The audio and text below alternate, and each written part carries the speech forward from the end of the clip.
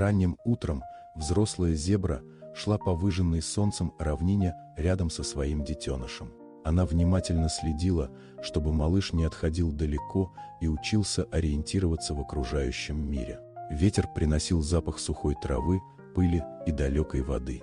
Где-то неподалеку тянулись земли возле Найроби, а в стороне виднелись холмы, ведущие к району Килиманджаро.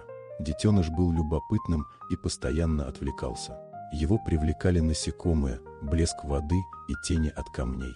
В один из особенно жарких дней он увлекся погоней за бабочками и оказался у небольшой лужи, скрытой между скалами. Вода казалась прохладной и безопасной. Когда мать заметила, что малыш пропал из виду, она сразу пошла по следам. Почва под копытами становилась мягче, воздух наполнялся влажным запахом глины. Увидев детеныша у самой воды, зебра ускорилась, но не рассчитала шаг. Глина под ногами разошлась, и животное резко провалилось в вязкую трясину. Грязь мгновенно сковала тело, не давая пошевелиться. Любая попытка выбраться только тянула вниз. Детеныш остался на сухом месте. Он испуганно смотрел на мать и звал ее, не понимая, как помочь. Поблизости находилось стадо, но другие зебры, услышав тревожные звуки, ушли прочь.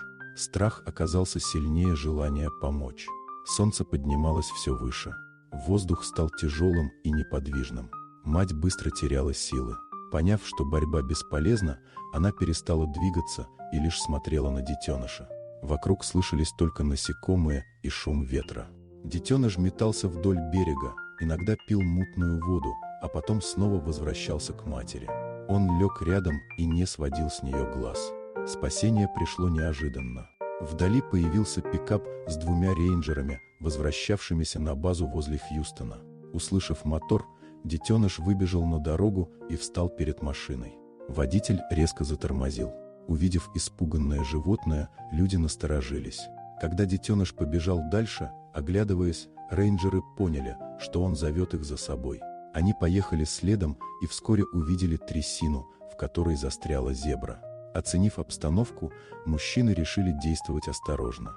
Они достали веревки, ремни, щиты и средства для успокоения животного.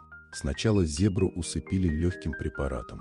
Затем выложили дорожку из щитов и закрепили страховку. Один из рейнджеров осторожно подошел и закрепил ремень под грудью животного. Веревку присоединили к машине. Мотор заработал, трос натянулся, и тело медленно начало выходить из грязи. С большим трудом зебру удалось вытянуть на твердую почву. Она лежала без движения, тяжело дыша. Детеныш тут же подошел и прижался к ней.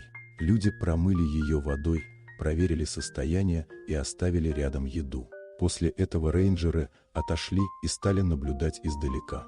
Постепенно дыхание стало ровнее. Зебра пошевелилась, открыла глаза и посмотрела на малыша. Через некоторое время она смогла подняться. Осмотревшись и убедившись, что опасности нет, животное начало есть. Детеныш ел рядом, иногда поглядывая в сторону людей.